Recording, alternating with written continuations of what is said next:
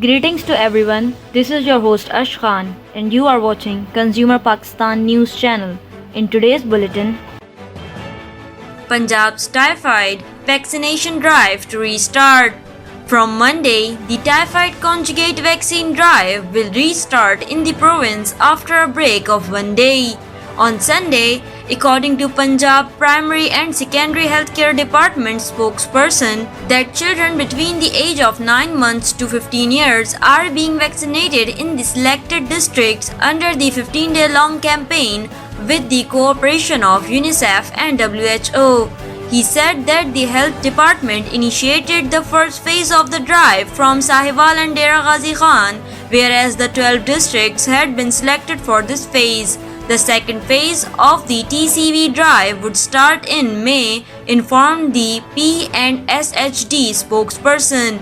He said that so far the health department achieved 100% vaccination target during the last 5 days.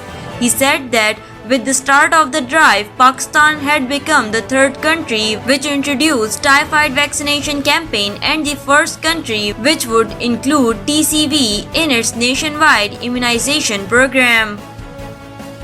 Second batch of Sinopharm COVID-19 vaccines will soon reach Pakistan. Pakistan is likely to receive the second batch of the Chinese Sinopharm COVID-19 vaccine within the next 24 hours. Reports citing sources suggest Beijing will provide another 500,000 vaccines. Pakistan has asked China for another 1 million doses. State Minister for Health Dr. Faisal Sultan announced that about 6 million doses will arrive by the end of the March under the COVAX scheme, with the remainder due by mid-year last week. Meanwhile, all measures to procure the Russian Sputnik vaccine have also been finalized. A countrywide vaccination drive started last week. 500,000 doses of the Sinopharm vaccine are being used in the first phase. The government plans to cover the majority of the population for free, but private companies could also be allowed to import and sell vaccines. Standards of Pakistani education will rise.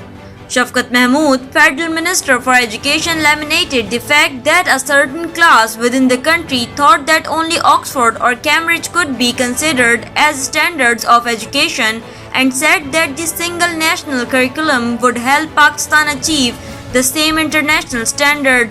The Education Minister said that the new curriculum would improve education standards across the country for students, adding that about equality in the sense that madrasa students and students of elite schools and colleges will enjoy the same facilities.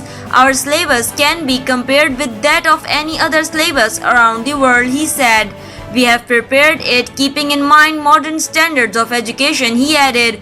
Earlier this month, Shafqat Mahmood had announced through the official Twitter account of the Ministry of Federal Education and Professional Training that the academic year would begin in August this year and that the country will adopt the SNC from the next academic year. Sindh urged to exhibit responsibility in provision of COVID-19 vaccines. Asad Umar, Minister for Planning and Development, urged the provincial government to exhibit responsibility in provision of coronavirus vaccine to health workers. Taking a notice of misuse of COVID-19 vaccine, he said administering vaccine to VVIPs was a regrettable incident reported in Karachi. The minister said that provincial government should avoid misusing of coronavirus vaccine. He urged the concerned quarters in Sindh to streamline the system in health department. The federal government, he said, could take the control of vaccine provided to Sindh government for health workers. Government to dissolve market committees in 3 provinces. A decision was made at a weekly session for reviewing the prices and availability of essential commodities in the country by Prime Minister Imran Khan, who has decided to dissolve the market committees in Khyber Pakhtunkhwa, the Punjab and Islamabad province.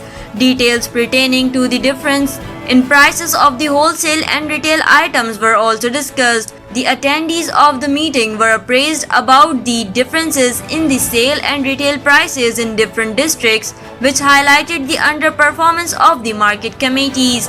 It was decided that the responsibility of monitoring the market will be given to the district and tehsil administration until suitable committees comprising competent individuals are formed.